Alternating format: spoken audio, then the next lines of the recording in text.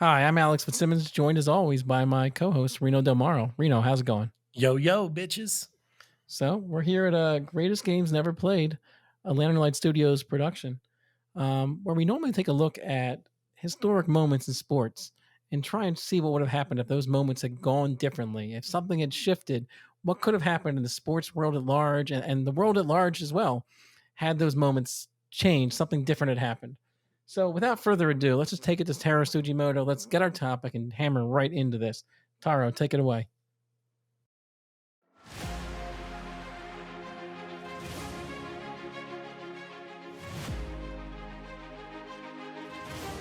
The modern athlete is bigger, stronger, faster, and better than they have ever been before in history. They have access to more efficient training, more knowledge about nutrition, and better equipment to work with. In contrast, we are told that the athlete of today is soft, pampered, and wouldn't stand up to the rough and more physical play of yesteryear. We hear of the golden era of sports as a time that has already passed. The greatest players of all time played in eras that can only be seen in grainy black and white highlight reels. But how would the modern athlete have fared if given the chance to compete against the Hall of Famers, legends, and greats of eras gone by? Take Shaquille O'Neal.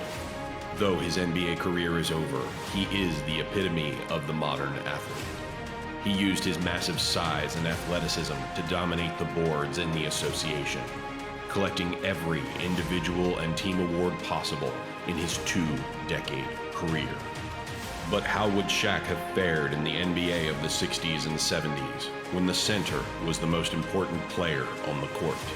In a time filled with the likes of Wilt Chamberlain, Bill Russell, and Kareem Abdul-Jabbar, would he have thrived, or would he find himself a giant among giants in an era of the big man? Join Alex and Reno as they take a trip through time to discover where Shaquille O'Neal's place is amongst the greatest of all time in the NBA of the 1960s.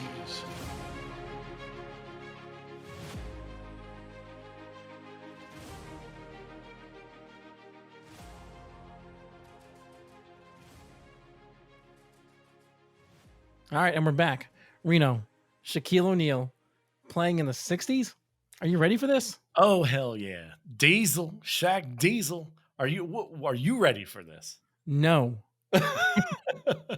What do you think about when you think of Shaquille O'Neal? How do you place him in the upper echelon of NBA players and historically? What's your I mean, thoughts? how do I place him? Well, you have to kind of lump him right in with the centers and the greatest centers of all time. I think he's up there, but I think that there's some kind of mystique around the old guys though, like your Kareems and your Wilts, and those guys for me have more mystique. Maybe it's because I didn't see him play. Maybe I remember Shaq's career, so it feels like something I saw, and other guys feel like legends.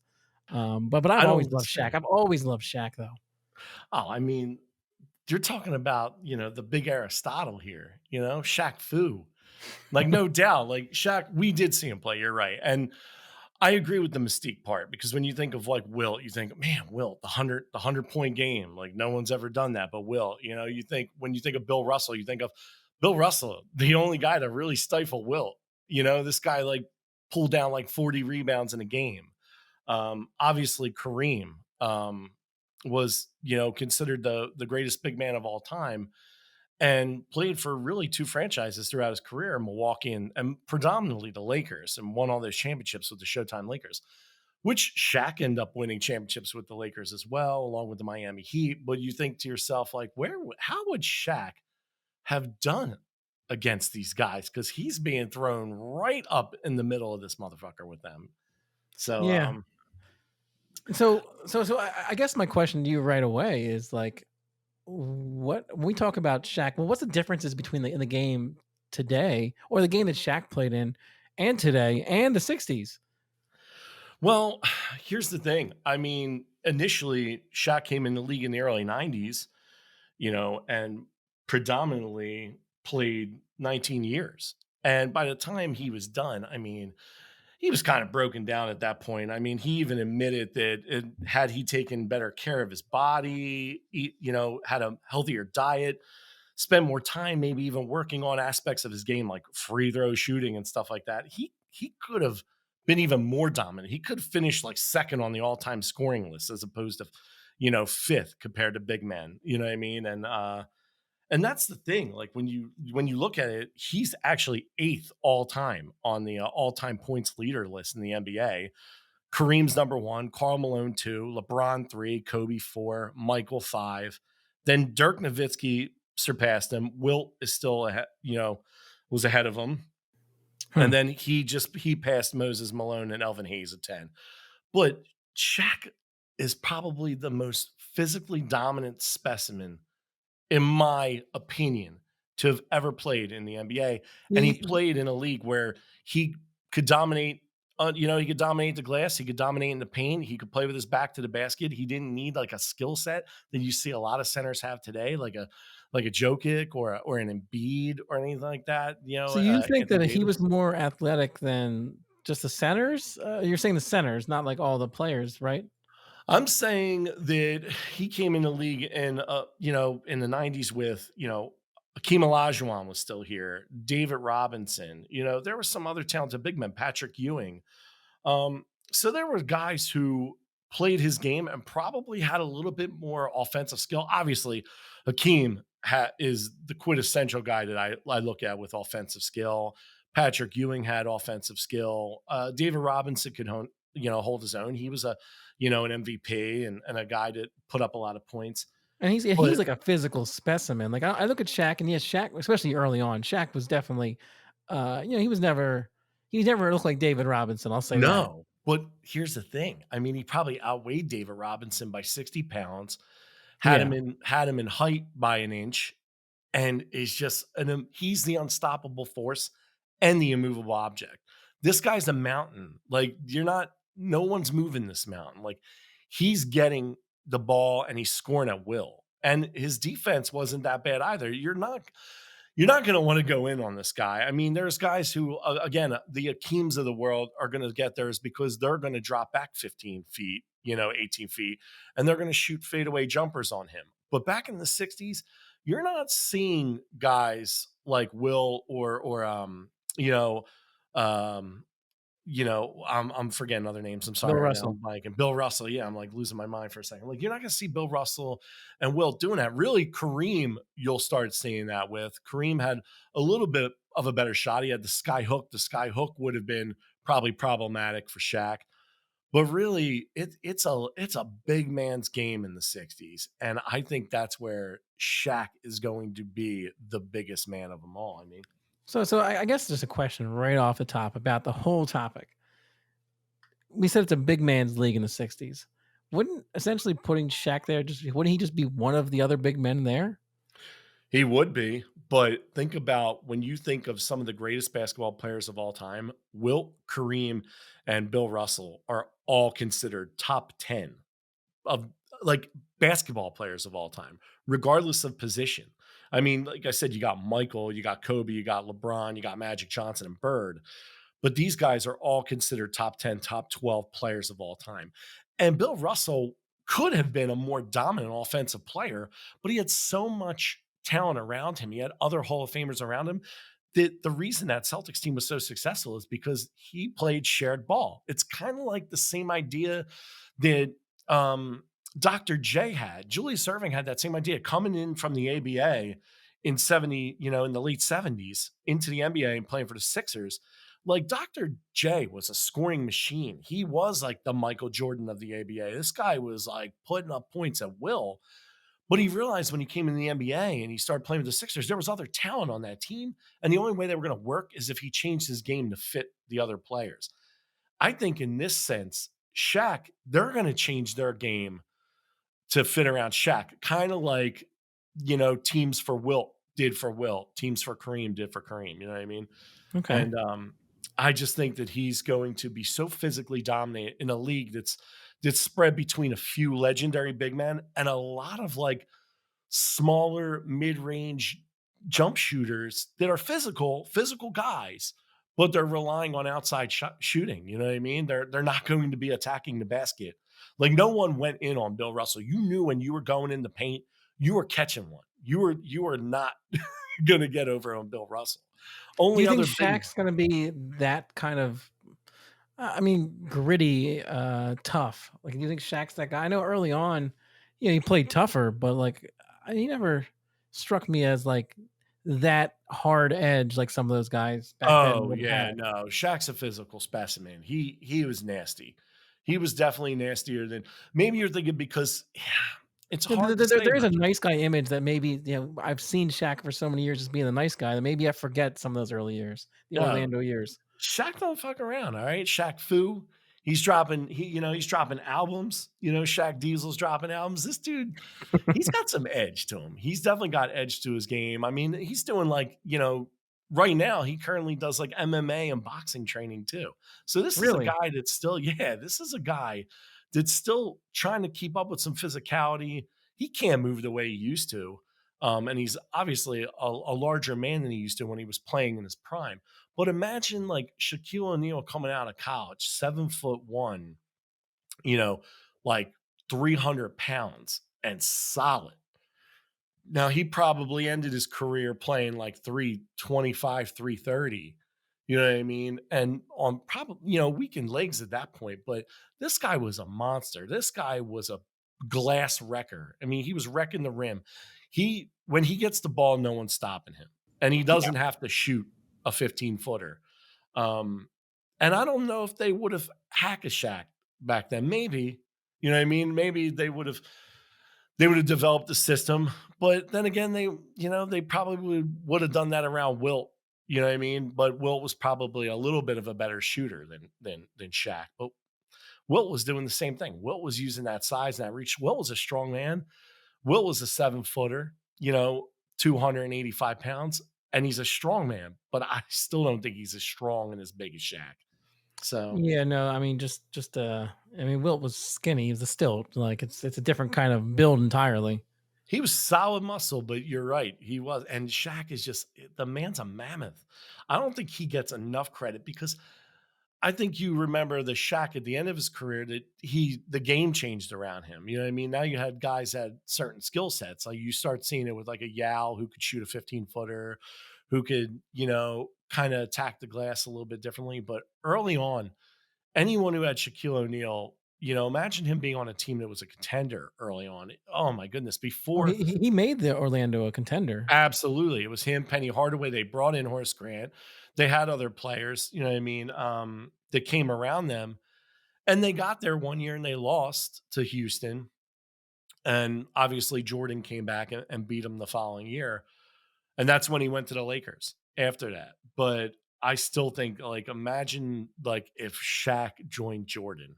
Oh, you know what I mean? Like it would Yeah. have been gross. It would have been gross. So I mean, let's get into Shaq a little bit. Let's just talk about him a little bit. Let's go back to the beginning, right? So the big Aristotle, right? He's 7'1". They have him at 325. I think he came in the league really at 300 from what I remember out of LSU. He probably finished his career at like 335, 340. Born and raised in Newark, New Jersey, not Newark or Newark, like our producer Anthony said the other night. Newark, New Jersey. He's probably killing me, popping a finger or whatever right now. Makes Uh, sense. ends up going to Texas to play high school ball. He played at LSU for 3 seasons or 3 years. Essentially, he came Wait, out. let me stop you there. He went to Texas to play high school ball, but he came Yeah, out of, like, Jersey, the Philadelphia area. Isn't there a lot of good options there? Why'd he go to Texas? Was it like a he was in high school in Texas, so I guess but I'm they saying, what wanted. was it, like a planned move, like, to give him a better competition in Texas, or was it just a family thing, they're just moving around? I think it was the family thing. I didn't Okay. see anything mostly about competition. You're right. Around this area, he would have been more, you would think that, all right, well, you got the City Six here, would have been good for him. Jersey, I mean, St. John's, Rutgers, like a lot of those places. But he ends up going to LSU. Um, he had some pretty dominant years at LSU.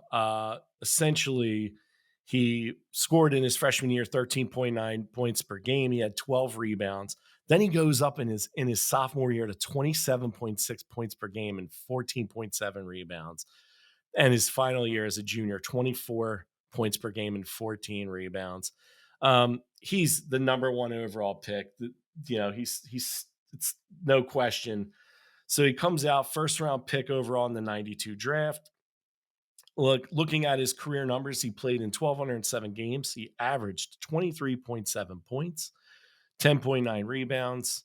He's a 15-time All-Star, 2-time scoring champ, 4-time NBA champion, so 3 with the Lakers, and then he had 1 with the Miami Heat, 14-time All-NBA, 3-time All-Defensive, 3-time Finals MVP. So every year he went there with the Lakers, he was the MVP. He was 3-time All-Star MVP, and he was Rookie of the Year in 92, 93. He also has a gold medal in the 96 Atlanta Olympics, and he had a 1994 gold medal at the FIBA World Cup in Canada. Hmm. But this guy was just insane numbers. His playoff numbers are super impressive too. In the playoffs, he averaged 24.3 points per game, 2.1 blocks, and 11.6 assists throughout his career. So he slightly stepped up his game in the playoffs, like as far as point scoring goes. Oh yeah, he was a big time player. I mean, he was clutch, and you're not going to stop him. And so basically, he comes in the league with Orlando. Penny Hardaway again came in, into the league with him not too in the next season, and he's already scoring like 29.3 points per game by 94, 95. He's leading the NBA in scoring. He finished second in MVP voting to David Robinson, and they're on their way. They get to the playoffs in 95. They beat the Chicago Bulls. They beat Reggie Miller's Indiana Pacers. They get to the finals and they lose to Houston. They should have won that series, right? Because now you look back on that now, you're like, man, they beat the Pacers and the Bulls. Yeah. Now they beat the Bulls without Mike. Well, no, Michael was there, but it was when Michael came back from From playing hiatus. baseball. So he wasn't quite Michael. He hadn't had his legs under him. So they might have gotten one there because the next year they got smoked by the Bulls. I think they lost in 5 games. So he leaves essentially in 96 after 95, 96 season. He missed a lot of games. Apparently there was some turmoil too because Penny Hardaway apparently considered himself to be the real voice and leader of that team. So Shaq's like, you know what? I'm out of here. He ends up going to the Lakers in 96 till 2004. They had some winning seasons, but they weren't getting it done, even with Kobe coming in. So They were I want to scale it back a second there. So when he left Orlando, I don't remember how that went down. Was he traded? Was it a free agent no signing? free agent. He left in free agency. They wanted to keep that team together. Essentially, there were talks that they were going to keep that team together and try to add on to it. And I guess there was some turmoil apparently between him and Penny Hardaway. That's a big walk to let your first overall pick walk 4 years later. Like, what are you doing? Yeah, right after his essential first contract, he didn't even get to the second contract. So he leaves and goes to the Lakers. They pair him up with Kobe. He signed like $115 million contract too in 96. They pair him up with Kobe. Finally, Phil Jackson comes on board in 99, 2000, and now the fortunes change for this team. He's running the triangle. He's challenging O'Neal, telling him, you want to be the MVP, like you gotta put everything you have into this, like no more half-assing it and stuff like that. And you got to beat the best players and stuff like that. They go on and they win, 3 straight championships. And obviously one of them was in 2001. They beat the Philadelphia 76ers in 5 games. Didn't take long. Didn't take Yeah. long, Reno. Yeah, I knew it I knew did. you'd get there. I believe in you. But then like they end up, after a few seasons, they end up breaking up. They won and then they lost to Detroit. And after they lost to the Pistons, he ends up going to Miami in 2004. And he played there for 4 years. And he pairs up with Dwayne Wade and Jason Williams and Antoine Walker and a couple other guys came in. And they actually win a championship there. I mean, wasn't LeBron there too? Well, no, LeBron came later. So this was the first time around the Heat actually beat Dallas. And then after he left in 08, LeBron ended up going there in 2011. You know, And I'm thinking of Cleveland. That's when he played with he went to Cleveland and played he with did LeBron. go, yeah, he did play with LeBron in Cleveland for 1 year. That was actually before LeBron went to he played with LeBron in 2010, I believe, in Cleveland. And that was before he yeah, it was 2009, 2010. Yeah, so he played with LeBron the year, and then LeBron leaves after that and goes to Miami. And then, essentially Dallas got the revenge on LeBron, but I digress. That's another day, and we did a LeBron episode. So he goes to Miami, wins one with Dwayne Wade, and really, he essentially, after Miami, that's when you kind of start seeing his career teeter off a little bit. He goes and plays in Phoenix for the Suns for 2 years. He puts up good numbers, but they don't really do much. Then he goes with LeBron, and you think, okay, now you're giving LeBron a real decent big man under there. But they went out in the first round. Yeah, you have Um, 37-year-old Shaq at that time. yeah. It's And not then he quite finished early up with 30 Shaq. Boston. Exactly, exactly. And then he finished up his career with Boston. But this guy, he's a man of many talents. Like this, he's been in law enforcement. He actually became a sheriff of Los Angeles County. So he's a big proponent of police officers, and he became a deputy marshal back in 2005. He's went back, promised his mom that he would go back and get his degree. So he did go back to LSU and got his bachelor's degree. So And how fast is Shaq? what's that? How fast is he, like running wise, like today? I'm just wondering if he comes trying to arrest me if I can get away. That's all. Oh, probably not. I think you'll be able to outrun Shaq. The problem is if he hides behind a wall and he extends his arm and he catches you, he uses his mind and he catches you, you're done. You're not getting out of it. You know what I mean? But I'm just yeah, evaluating my escape opportunities for if Sheriff Shaq shows up at my door. that's pretty funny. I mean, he's been everywhere. He's had a music career in hip hop. You know what I mean? He's been a rapper. He's been a DJ. He has his record labels. Yeah, He's been signed to I would record say his rap labels. career is he's no Allen Iverson. He's no Jules. Nah, nah, not at all. But he was on. Listen, he had Interscope, Jive, Trauma, A&M. Like he had some big, big record deals. Funny enough, uh, obviously, my one of my favorite. He's an actor. He had his own movie in Kazam. Not very good, where he played a genie, and I think the kid from A Bronx Tale that played young Calodro was in that, and he played the genie Kazam. It was bomb. He played You remember that much about Kazam? I remember Yeah, it's literally pretty nothing. bad. Yeah.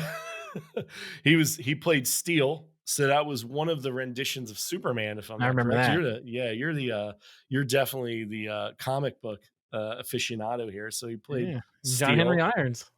Yeah, yep, John Henry Irons, you got it, and, but my favorite, Blue Chips, college basketball movie, Penny Hardaway was in that with him, you know what I Well, I mean, mean, that's and indisputably the only good movie he did. yeah, and essentially Nick Nolte was the star of that movie. Nick Nolte kind of played like the Bobby Knight, of the fictional college basketball realm, and it was the only good movie. He played Neon Bordeaux, you know what I mean, from Louisiana, who basically only signed or I think he failed his SATs or whatever because he didn't even sign his name correctly, but he was really smart. Mhm. So it's kind of like pretty funny that he played the system, and he was, it was a good movie. I like Blue Chips. I always did. It's like one of those entertaining popcorn movies. He's currently on TNT with Ernie Johnson, Kenny Smith, and Charles. You always see him and Charles going back and forth. He's done advertising for the General. I mean, How could you uh, forget that? yeah, absolutely. I mean, he's done Icy Hot. You know what I mean? He's been in professional wrestling. I mean, this guy's been all over.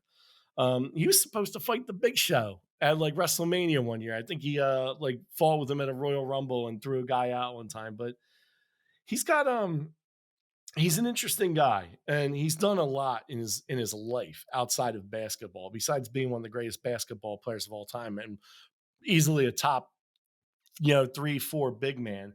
He's done a lot outside of basketball with investments and acting and stuff like that. So I admire that about him, but really getting into the basketball game. If we go back, if you take like we talked about before in the 60s, I mean, you had the big names. You had Bill Russell, you had Will Chamberlain, Jerry West, Elgin Baylor, Oscar Robertson, like these guys. I mean, the real big men at that time were Bill Russell. Kareem, came in later. Kareem comes in the league in actual 69, 70. Yeah. But you're talking about a Bill Russell. I'm gonna pop Shaq into this into he's gonna come in the league in 1960, right? So Wilt came in 59 after he did that stint with the Harlem Globetrotters. He comes in 59. Bill Russell started playing, I think, in 54, 55. So Russell's been in the league a few years. He's established himself. But again, it's a dominant, the big man is dominant. You're talking about a very physical league, a very like, big men sitting in the paint, sweeping the glass, like not letting anybody attack the basket, getting those putbacks, really just owning that spacing right under the basket. And then you're When did the 3-point line go into effect? actually not until 1979 really did it get recognized in the NBA. The ABA apparently brought it in 68, and they were shooting threes in the ABA unofficially with like a little bit of a longer arc. But really, it wasn't until like a decade later that like Magic Johnson and Larry Bird and a lot of these guys in the late 70s really made the 3-point shot predominant. And so now you're talking about that. I mean, the shot clock was established, but the rules are different. There was really no 3-point, game at that point. So you're talking about a very physical game that is going to be one with your big man protecting the glass, getting rebounds, getting putbacks, keeping people from attacking the basket, and really forcing guys to shoot the ball. That's why Boston was so good. They had a lot of like, guys between 6'2" and 6'6". They were physical. They were running around the court, running plays, setting picks, setting the tone, and really shooting the ball. And they, like I said, that Boston team. Think about this. Boston owned the 60s. I mean, they won 8 straight championships between 1959 and 1966 until finally the 76ers overcame them and won in 67 with Will. But it took, How many teams were in the league back then for them to dominate like that? well, in 1960, there was 8. Can you name the 8 teams? If you Can can't, no I? big deal. Yeah, can you name, Oh, no, if you can name a couple of them? let's call it a no big deal then. Basically, in 1960, Shaq would have came in the league and there was 8 teams. There's 2 divisions. There's the Eastern and the Western division. It wasn't conferences back then, just Eastern and Western. You had the Celtics, the Philadelphia Warriors, the Syracuse Nationals, the New York Knicks. Syracuse Nationals end up becoming the Sixers. Philadelphia Warriors end up I becoming Golden State. I'm gonna hazard Lakers and Pistons, right? Yes, Lakers and Pistons are there in the Western, the St. Louis Hawks and the Cincinnati Royals. Wouldn't have got And them. yeah, well, Cincinnati Royals end up becoming, I believe, the Sacramento Kings. So yeah, but there's eight teams in it, right? So if Shaq's coming in here, in this a sport that's dominated by physicality, by a couple special big men, and a lot of like mid-range jump shooters and stuff like that, I think he's going to fit in like a fucking glove. You know what I mean? I just think that this the 60s style basketball is going to just be custom made for him. Again, now you're talking about another guy there that's going to take numbers away from Wilt and Bill. But he comes in the league in 1960, right? So, an interesting fact about that, right? Originally, the Knicks were the worst team in the league, by the way, in 1960. They were abysmal. They finished 4th in the East. So they finished 4th in their division, but they were dead last. They were 8th place in the entire NBA, right? Mhm. They got the 3rd pick in the draft, and they end up taking a guy, Daryl Imhoff, at center out of Cal, right? I'm going to have Daryl Imhoff not on this team. Instead, the New York Knicks are going to draft Shaquille O'Neal 3rd overall. And now you're wondering, wait a minute, this is a guy that went 1st overall in 92. How does he go 3rd overall? Well, there's a reason he goes 3rd overall. Because 1st overall out of the University of Cincinnati, right? Oscar Robertson, right? Hall of Famer, was drafted number 1. He He was was pretty good. rookie of the year. Yeah, pretty damn good. He was a special player, considered the Michael Jordan of his time. He won Rookie of the Year in 1960. And you know what? I'm still going to have him win Rookie of the Year over Shaq because he scored 30.5 points per game, 9.7 assists, and 10.1 rebounds in his rookie year in Wow, 1960, Oscar Robertson. That's insane. Like, that you is don't insane. hear of that. No one does that. Jordan didn't do that. Like, LeBron didn't do that. Kobe didn't do that. That's insane. This dude took the NBA by storm. There's a And reason his no, name no, is Mr. no, Triple Double. was it normal for a guy? You know, we talked earlier about the league kind of being real physical, not real athletic yet. That it was more about the power forwards and centers. Was it typical for a guy who wasn't a power forward or a center to win the MVP? Yeah, there was guys who did, but a lot of times Wilt owned, he was the most valuable player. Between him, or I think Russell won a couple times, but Wilt owned a lot of MVPs all throughout the 60s. So it's And basically mostly centers winning it then. So him winning it yeah, is actually kind of an anomaly then. absolutely. He would be, he was like Oscar Robertson was 6'8", 6'9", so he's a small forward, power forward, Yeah. but athletic. So yeah, it is an anomaly. That's how good he was. And I'm going to still have him win Rookie of the Year in 60, right? So he was funny. He went to the University of Cincinnati and he was drafted by Cincinnati. It was kind of like a territorial pick, they called it. So he goes number one, right? But guess who's number two? And this is another reason why I'm like, they're probably going to go with this guy over Shaq.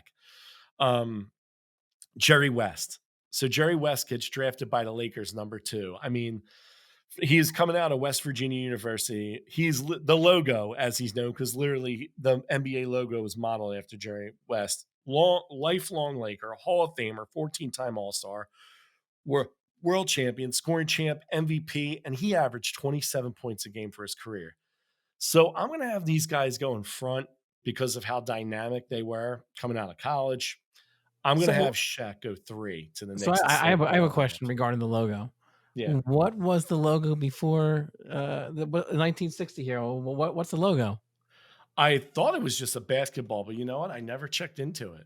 Look at So that. you got me on that. You got Stumping me. you. You always listen, stumping and stumping and bumping. You know what I mean? But I I just think that like the league now, you only have 8 teams. It's kind of reminiscent of what we were talking about in our, the Alex Ovechkin episode 19 about there, you put him in the 40s and there's only 6 teams. So really that's the thing. This is kind of like the NBA kind of suffers from the same thing. They really have, a couple dominant teams, really Boston, the most dominant. Again, I said it before, they won 8 straight between 59 and 66. Finally, Wilt gets one in 67. Well, guess what? After he gets his one, Boston comes back again and wins it in 68 and 69. Um, and then Bill Russell retires right before 1970. You know what I mean? Mhm. Wilt's out of the league by 73. Um, so this is essentially a league where like every now and then a team will trade in. You'll see like the Syracuse Nationals come in there, but really like you'll see throughout those years, Boston beat they beat the old Minneapolis Lakers in 59 before they became the Los Angeles Lakers in 60, right? Mhm. The St. Louis Hawks were a team that got to the championship for their first 2 years. They beat them. Then the Lakers, they beat the Lakers 4 times in those 8 championships. So the Lakers, again, another dominant team. Philly was the other dominant team that was always kind of hanging around, but getting beat by Boston. So you had Wilt not being able to get to the championship because of, Bill Russell and the Celtics in front of him. And then you got Jerry West essentially not able, and Elgin Baylor really not able to win championships because of the Celtics when they're getting there. So that goes to show how dominant Boston was. Well, I think Shaq coming into the league in 1960 is kind of going to change it up a little bit, right? Mm. Not right away though. I got it. I got him losing a lot in the first couple years because essentially he comes into the league in 1960, right? And he's drafted third overall. He's really added to an abysmal New York Knicks team that literally lost for 5 years straight. They were like fourth in their division. They were dead last. They would go between being like the the sixth worst team to the ninth worst team between, because in 61, 9 teams now come into the NBA. But Shaq's gonna be a dominant force, but he's one guy and he has nobody around him because when he comes in the league, he's paired with two other Hall of Famers. But Carl Braun was one of the Hall of Famers. He was a shooting guard. He was like a 6'4", 6'5" shooting guard, point guard, kind of like a combo guard. But he was at the end of his career. I mean, he was, he was really literally in the last 2 or 3 seasons he was going to play. Funny enough, what's he do? He ends up going to Boston and coming off the bench and winning a championship with Boston at the end of his career in like Nice. 62 or 63. Then they had a guy named Richie Gurn, another guy kind of the same ilk, a two guard that also plays point guard. So they have him, and he's a decent player, but he's nothing crazy special. He got to a couple All-Star games. He ended up becoming an All-Famer, but they trade him mid-season in 63 because they have no talent, and they're just trying to get guys off the books and trying to get picks and trying to get some money back. So they're bad. They're going to be bad for Shaq's first 4 years. I mean, he's going to put up some numbers. I got him as a rookie, falling short of Oscar Robertson for rookie of the year. He's going to finish second. He's going to get in front of Jerry West. I got him having 28.9 points, 14.9 rebounds, 3.5 blocks per game his rookie season. He's going to be dominant. All right. And I think his rebounding is going to go up because really there's not many guys of his size, ilk, and skill that are going to out rebound him outside of Russell and Wilt. So this guy, when he's not playing those teams, is really going to own the glass. And I think he's going to hurt Russell's numbers and Wilt's numbers when he's playing them because I think he's going to split owning the glass with them. But they're going to finish dead last in the NBA. They're going to be fourth. They're going to finish dead last because he's So, one so for, guy. for all we talked about how physical it is and how important dominating the glass is right there, having the most dominant guy isn't enough. It's not because there's no one around him. He's going to score, but essentially what they're going to do, I think they're going to play a defense where they're going to literally try to close the windows on him and they're going to play guys one-on-one and let guys shoot from the outside, maybe give guys a little bit of room to try to make deeper shots. And I think they're going to try to really hone in on keeping the ball out of his hands. I think he's going to get his. I think he's going to clean up the glass. He's still going to be dominant, but really it didn't happen for Wilt for all those years. And Wilt had some good players with him. And it didn't happen for him. Well, this guy has even less talent around him than Wilt had. That is true right there. The Celtics probably were so good with Russell and all his supporting Oh, cast. oh yeah. I mean, they had a lot of guys. So now they're still dominating. The next year he's going to come back. There's 9 teams in the NBA now at this point. The Chicago Packers, funny enough, were added to the league in 61, The 62. Chicago Packers? How do I Yeah, not the know this? Chicago Packers. Well, the Packers end up becoming the Zephyrs. And if you That's don't know what a worse. That's Zephyr worse. is, what? That's Yeah, worse. it is worse. A Zephyr is a wild breeze or a Greek wind. That's what a Zephyr is. So they went from a Packer to a Zephyr, right? In the following Wow. year. But The I Sixers got, are strange. yeah. Well, I got Shaq becoming more dominant in his second year. 37.3 points per game. He is a one-man wrecking crew. 19.9 rebounds. He's a monster, but there's still no talent. They cannot draft. All right. They can't draft around him. There's no talent. There's 9 teams in the league. They're going to finish, but they're going to be a little bit better. They're going to finish 6th out of those 9 teams. And really only the top 4 teams really made the playoffs back then. So they're going to finish 6th. He's going to go into year 3, more dominance, 44 points per game now, 19.2 Wait, how rebounds many again, points? 44.4. He's going Wilt style. This guy, there's no one of his size outside of Russell and Wilt that could really defend him at this point. He's going to dominate the other teams because they just don't have the size and the big skilled men to really contend with him. And I think he's going to put points up on Russell and Wilt because he's just going to body these guys out. There's no way that they're going to be, they're going to have their moments with him, but I think he's going to force them to change their game a little bit. I think these guys are going to have to add a sky hook. They're going to have to add a little range because he's that big and physical that I think he's going to really hurt their numbers. They're still going to be great. And the Boston team is still going to be great going in and around them. So his numbers are going to be wow. Again, though, they're finishing last in the division. You kind of set There's him up in a really bad spot here, it feels He like. is, and he's on a bad Knicks team that's poorly managed and poorly coached. So you're like, man, what is going on with this? You know what I mean? What's going on with this team? Like, why are they not winning? And you know, it is what it is at this point. He's gonna deal. He's gonna have to deal with the hand that he's dealt. You know what I mean? He's just gonna have to do that. Well, the hand that you dealt him. Well, the hand that I dealt him, but the hand that really was dealt in New York back then. You know what I mean? So I feel like if I'm Shaq, I'm a little salty at you for doing this. You could have put me on a good team. Instead, you're like, how about these Knicks over here? yeah, absolutely. But so so for his first 4 years, he's dominant, right? He's dominant physically, but they're just finishing last. They're not getting anywhere. The Chicago Zephyrs are now out in 63, 64. Now the Baltimore Bullets come in, which again ends up becoming the Washington Bullets, which ends up becoming the Washington Wizards. So they're in, but there's a little hope. 64, 65 comes around. And now the Hall of Fame center, Willis Reed, is drafted by the Knicks. They finally got a player. Now, Willis Reed played center in the league, and he played center for the Knicks for a decade or so, right? But he can go power forward, right? Exactly what's going to happen. Willis Reed's a little smaller. He's 6'9, 6'10. He's going to play power forward. And now you're looking at like, okay, now Shaq's got another potential superstar around him.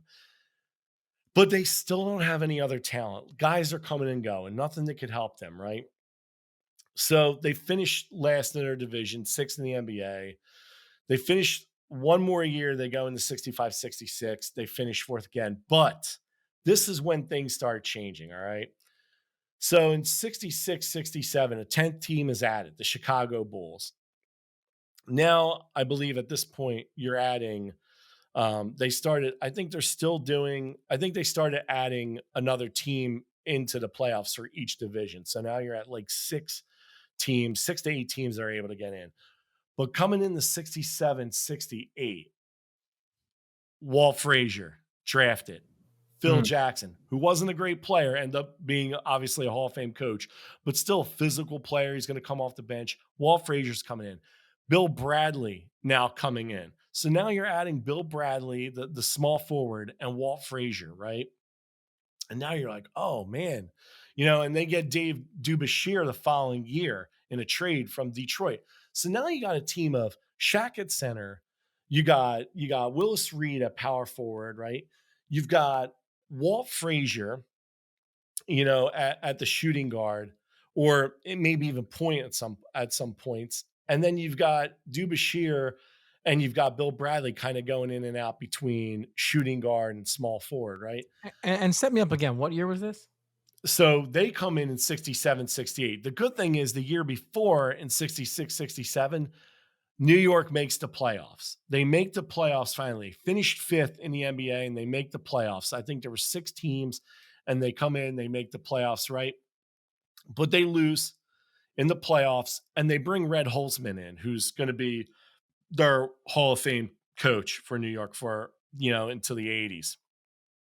And Red Holzman comes in 66, 67. And now they got Walt Frazier that they drafted. They got Phil Jackson coming in off the bench. They got Bill Bradley, right? They make the playoffs. Now there's 12 teams in the league at this point. So the Seattle Supersonics and the San Diego Rockets end up joining the league. They make the playoffs. They get beat in the second round. They don't get to the championship. But now they trade for Dave Dubashir in 68, 69 from the Detroit Pistons midseason. 14 teams in the NBA now at this point. The Phoenix Suns and the Atlanta Hawks are at it. Well, guess what? The Knicks get Dubashir. That's the piece of the puzzle that really gets them where they need to go. Now they got Dubashir. They've got Bill Bradley. They got Walt Frazier. They got Willis Reed. And they got Shaq. They are now a force. And they're a complete team. And they are going to compete with Boston. And in that year, 60, 67, 68, right, or 68, 69, that was the year that, Boston won their last title before Bill Russell retired in 70. Not this time around. I So got the Knicks getting before you there. go on, I have a question though. Yeah. So 68, 69 is where we're at right now, right? Yep. So we started, there's 8 teams in the league. How many teams are in the league right now? So by 68, 69, there's 14 teams in the league. So they've Which is they've almost almost doubled up. okay, yeah. So, but this doubling up, this spreading out of talent has not really hurt the Celtics. No, The the Celtics were able Celtics to are like lock still dominant. their power base in and not have their talent spread about the rest of the NBA. Mhm. All Yeah, right. the Celtics were still dominant at this point. But this year, 68, 69, Knicks get Dubashir in a trade from Detroit. They add that to the team. And you know what? They get past Boston in 68, 69, and they retire Russell there without a championship. They go on and they beat the Lakers for their first title. So Oh now wow. he's beating Elgin Baylor and Jerry West and yeah, and Wilt was on that Lakers team at some point. So And you have Shaquille like what 8, 9 years into his career here before he finally gets his first ring. yeah, he's going to be 8 years in his career. He's 28 before he gets his first ring, right? But that's when it all starts coming together, right? So he's 28 years old. He's about he's in his ninth season. Going into his ninth season, he gets his first title, right? Kareem ends up coming in the league in 69, 70 as Lou Alcindor, obviously, with Milwaukee, right? But they're a young team. Kareem's a rookie. Boom. Knicks go on to win it again in 69 70, which they really did. They actually did win in 69 70. They beat the Lakers. That's going to hold true. So now they win their first title a year before they actually won their title Hmm. against the Lakers. So now they're back to back champs, two. So they got two and they And beat they the beat the Lakers, Lakers right? both years. Yep. They beat the Lakers both years, right? And they legitimately beat the Lakers in 69 70, right? Shaq's still putting up numbers, but now that there's so much talent on the team, his numbers are starting to come down. He went from 44 and 41 points per game, getting into like the high 30s to the mid 30s.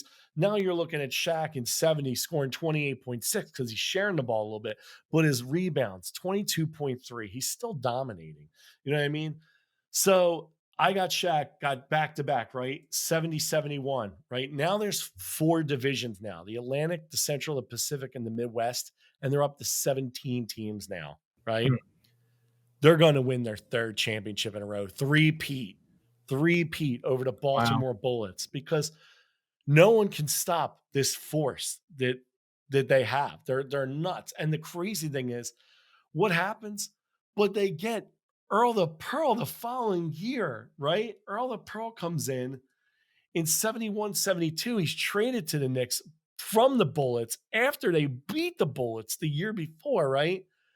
And they're going to go back to the championship game. They're going to beat the Lakers again. Four straight.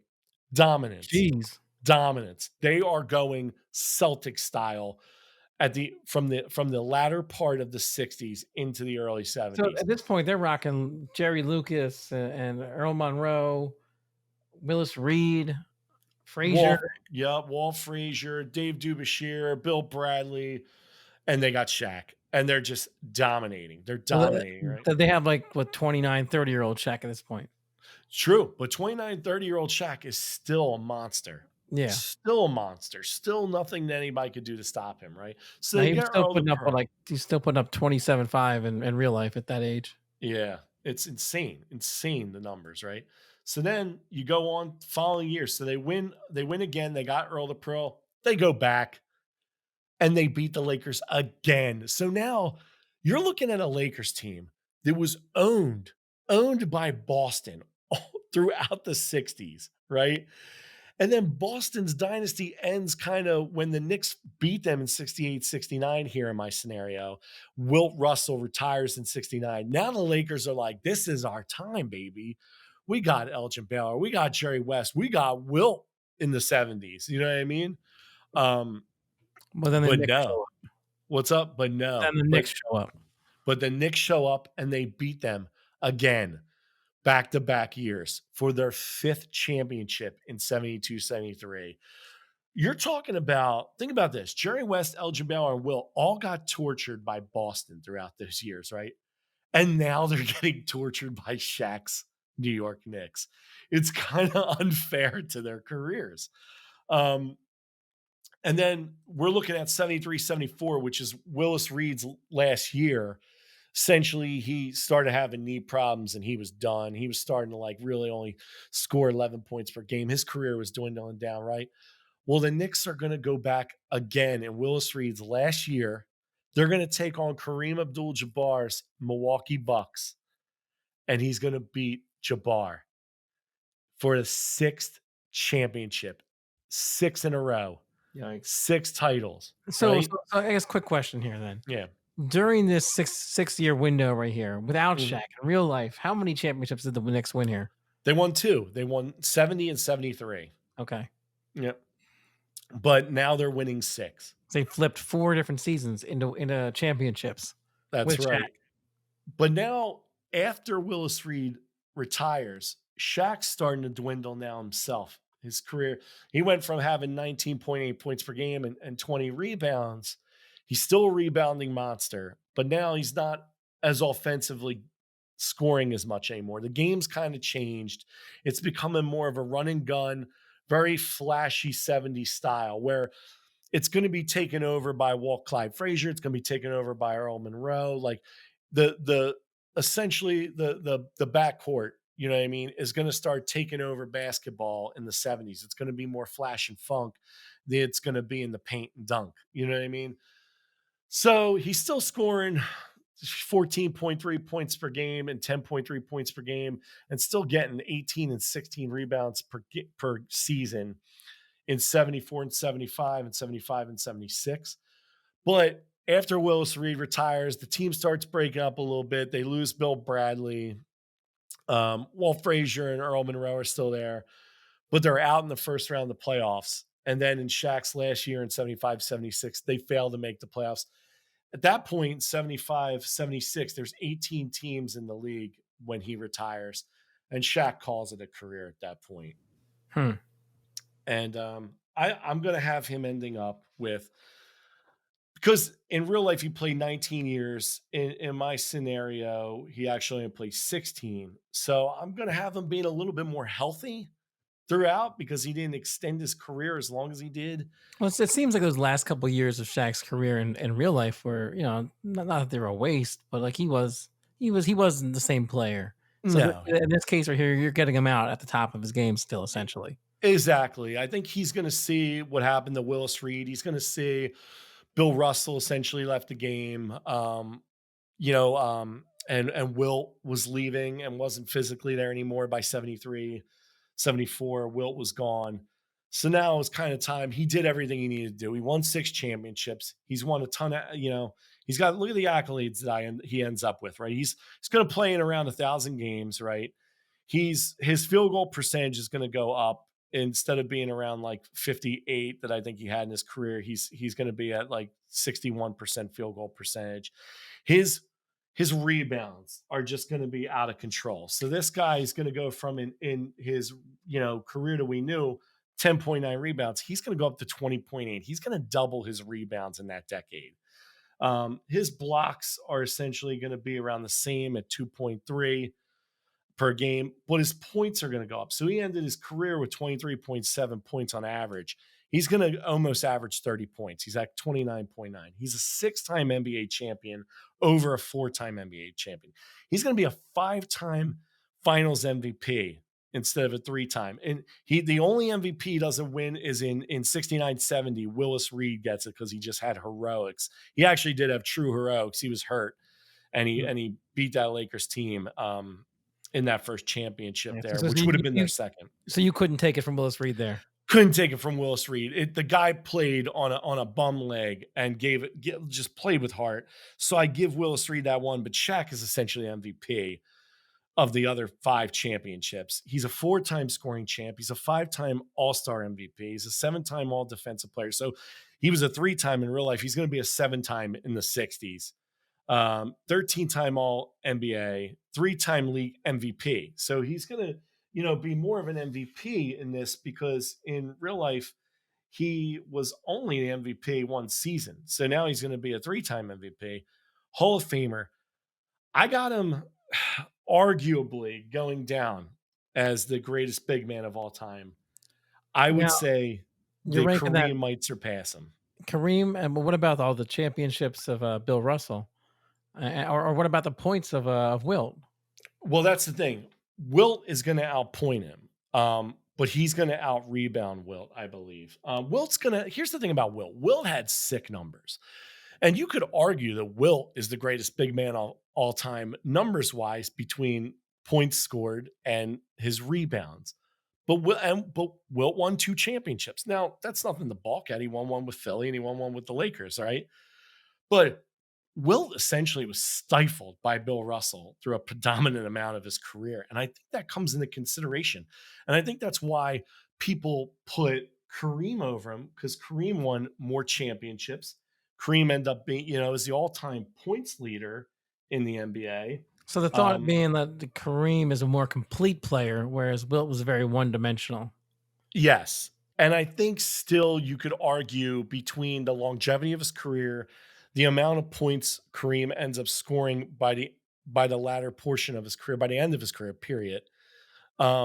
His more complete game offensively and defensively and the championships put Kareem up there as the greatest big man of all time. But I think in this So situation, you rounded everybody out into one monster center named Shaquille O'Neal. yeah, I really do. I think he has the balance. He's not going to have the skill set that Kareem has, and I think Kareem might end up playing long enough to have more points than him. But really, the championships is what's the championships on top of now doubling his rebounds and adding another 6 points to his scoring average. He's now if he played in the 60s and to mid 70s, I think he's the greatest big man of all time. Okay, I like it. So, and you probably could have done him some more favors too by putting him on a different team. Yeah. Oh, absolutely. I mean, I could have essentially said, "Hey, he's going to go to the Lakers." You I know what I mean, mean? And then you're talking about pairing him. Wilt never goes to the Lakers because they have Shaq, and you're pairing him now with Elgin Baylor and Jerry West. yeah. Oh, that team probably beats the Celtics. Those 3 guys alone might be enough to overcome the stud, Hall of Fame laden Celtics team. It's possible. Yeah, because you I mean, essentially had the first like 8 years of his career kind of just hanging around. yeah. Yeah, unfortunately, I think he was wasted by bad coaching, poor team management, and not drafting the right guys. It really wasn't until they get Willis Reed and they finally get a second guy to pair him up with that they start making headway. And then boom, they just add more players to them. They get Walt Frazier still because they weren't still a great enough team that they couldn't get Walt Frazier. They still draft Walt Frazier. They still draft Bill Bradley. They bring in a couple key pieces in Earl the Pearl, from Baltimore, and Dave Dubashir from Detroit within a couple seasons. And that's the moves that you finally make under Red Holtzman, um, who's going to really coach this team up. And I think that's where you're going to see Shaq. They're going to say, wow, if this guy wasn't squandered, he could have won just as many championships as Bill Russell had he been on a better team. If he had been on the Lakers, I mean, say he gets drafted in 59 instead of 60, and he's drafted by the Lakers and they're bad, and then they get Jerry West in 60, and then they add Elgin Baylor after that. Oh, oh, oh yeah. There's an argument there that those 3 guys alone take So, the Celtics down. so I have another question here I want to hit you with. Yeah. Shaq in today's game, or when he played, the 3-point line was live. So he benefits essentially from there being no 3-point line because it's a shot he doesn't make anyway. And essentially it forces everyone closer to the net to get their points. And that's where he's at anyway. So people were able to get away from him because of the 3-point line. And Yeah. so you put him here, you make everyone deal with Shaq.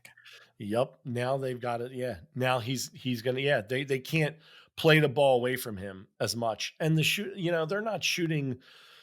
Yeah, they're going to be shooting twos, and there's some good shooters back then. But really, this guy's going to get the ball. They're going to feed Yeah. him the ball. They're going to feed their best player the ball, and he's just going to just. Yeah, there's not as much incentive to get the long shot without the 3-point shot there. I mean, it's not that you're Uh, not gonna take it, but with the extra incentive of having the 3-point, you're gonna try and exploit that when you can if you have shooters. Absolutely. And then once they start getting some shooters, once they get, once they get guys who could actually handle ball and attack the rim with Walt Frazier and Earl Pearl, guys that could shoot a little bit, then get the Dubashirs and the Bradleys that could shoot. Now it's going to open the spacing up even more because now they're going to have to cheat a guy off of him to put a hand in somebody else's face. And now you're talking about this guy sitting underneath with one or two less guys around him, and he's going to dominate even more, but they're going to spread the ball a little bit more too because they're going to have more talent. And that's the thing. I think Shaq, like he did in Orlando in his first 4 or 5 years in the league, it's not going to run through him with a couple other guys kind of playing role players. I think Shaq is eventually going to realize he's got to cater to some of the guys, some of the talent that's coming in. And when that starts happening, they start winning titles back to back to back to back to back to back. Nice. All right. Well, I like it. I like it. I think you laid out a whole career there, and you made the case that as Shaq is the greatest big man of all time. Well, I'll So tell you what, man, I want to go back. Like, God, if there was a time machine, I want to see Russell and Will and Kareem play in their prime. And I would love to see Shaq play them. But you hear so much about them, and you're like, God, I would love to see them play. yeah, no, that would be. I mean, that's what we have YouTube for. Yeah. So we can do it. We can do it. We can go back and watch some videos of those guys, some grainy videos, and you can get that fixed, Reno. That's right. But for now, let's hit me with those plugs and shout outs before you come back to me with your final thoughts on this. Absolutely. To our listeners, come on. $2 a month, lowest tier, patreon.com. Go there, become a patron. All right. I'm just saying, I heard Alex was like kidnapping baby seals and he's threatening to club them if Don't you guys don't start giving $2 a month. All right. don't drag me into your shit, Reno. Listen, I'm dragging you in, you little evil bastard. All right. Seriously, guys, if you love the show, support us. $2 a month, $5 a month. Like that's all it takes. $2 a month. That's like less than a pack of chewing gum in this day and age. No tax. You know what I mean? Go to Patreon, become a patron, patreon.com/Lantern Light Studio, support our show. And like I said, you get bonus episodes, maybe some swag. We're in the midst of coming up with all different fun things for you guys. So please support us. As always, thank you to our current patrons. The special thank you goes out to our man and the group, the Russell James Johns support group patrons. They've been doing this from day one. Follow their lead. They lead a good example. So thank you. If you want to just support our show as opposed to the whole studio, you could just go to glow.fm/GGMP. Thank you for that. Thank you to Luke Mullet for our awesome theme music. Thank you to Lantern Light Studios, of course, for allowing us to put on this podcast. Our awesome, wonderful producer, Anthony Zacola, the man with all the magic, keeping us in line. Thank you for producing the show. Maria Lubanovic, thank you for being our audio engineer. You're awesome. We couldn't do this without you. If you want to reach Alex and myself, simple. Say it every week. Keep pumping it. allmylinks.com/GGMP. Once again, allmylinks.com/GGMP. You find out all our information there. Go to our website. Find out more about the show. See our social media. Email us. Get in touch with us. Let us know what you think. You could also visit lanternlightstudios.com for more information about all our shows, Game Jaunts, Screen Jaunts. They're amazing shows. They're awesome. Please support them. Support our other gaming projects at Lantern Light Studio. I think you'll be happy to do so. Other than that, if you enjoyed our episode, give us that 5-star rating. Leave us a good review on Apple Podcast. Helps us grow, helps us get better. It helps us do more for you. So thank you. And we're on Amazon Music now. So give a shout out to all our people listening on Amazon in other parts of the world, our Indian listeners and everything like that. Thank you. It's really awesome. We appreciate it. So that's what I got, Alex. Awesome, awesome, great read there, Reno. Thank you. Don't club those baby seals. All right. I mean, All right. I feel like I'm being set up for something here. I don't want to be part. I don't want to be part of your ugly game, Reno. You don't want to be. Well, listen, you are part of the ugly game because if we need those patrons. All right. That's We true. need That's those true. patrons. And if we don't get them, I know you've got an evil plan hatched. All right. So I mean, that's true. That part's true. So let's hear them final thoughts. I know you've probably been studying, thinking about this all week. I know you probably have something you need to get off your chest, something you saw that you didn't address yet that you want to just you have to spit it out. well, I'll tell you this. I do love Shaq. And I remember coming out of LSU, I was like, my God, this guy's a monster. He's dominant. And he was throughout his whole career. But I've always been like like a very large, vast skill set guy. I love complete players. And when you look at Shaq as a back to the basket center, right, who could score at will, who's physical, who no one could stop. I always think of him as like he's the big Aristotle, sure, but he's like an oaf player. He's a guy that really, if he was any bit smaller than he was, I don't know if he would be as successful as he was. Just flat out thinking about it, because he couldn't shoot a free throw to save his life, so they would hack him and go to the line. And he really, I mean, I like seeing big men like Jokic and Embiid and Anthony Davis, guys who could like step away 15, 18 foot, away from the basket, 18 feet away from basket, and shoot the ball. Guys who could hit a timely three. Guys who could attack the basket. Guys who block, who could have good hands and vision for assist. Like, I love complete players, and when I see a guy of like a size of an Embiid or a Anthony Davis or a Jokic, who are like complete players, a Carl Anthony Towns, they mesmerize me, and I always think of them as being better. But I can't. When I look at Shaq and I looked at his career and the numbers, I'm like, he is unbelievably dominant. He is spectacular. He's a special player. And I can't take anything away from him, because he played in an era where he got to play his basketball and he was dominant, and he won with it. And that's the thing. Like, how can I fault him for that? In this day and age, he probably wouldn't be as talented in this Yeah, no, current I game. I definitely agree with that. In today's game, he wouldn't be, as dominant as he was just, 15 years ago. Yeah, but you gotta play the game that's there for you to play, and Yep. he did it better than anyone, so it's like, how can you fault him? You can't. You can't take anything away from him. He dominates, and I think if he was thrown back in the '60s, I really think he would have been the big name that everyone was talking about. It would have been, "Yo, did you see that Shaq 110-point game?" You Well, know what I mean? Like, yeah, this is the week we found out, Reno. We found out this week that Shaq in the '60s, best big man of all time. So, absolutely. on that note, let's call it a show. Let's get out of here. You found out Shaq's the greatest big man of all time this week, and this has been another greatest games never played. Yo, I'm out. Shaq, TNT.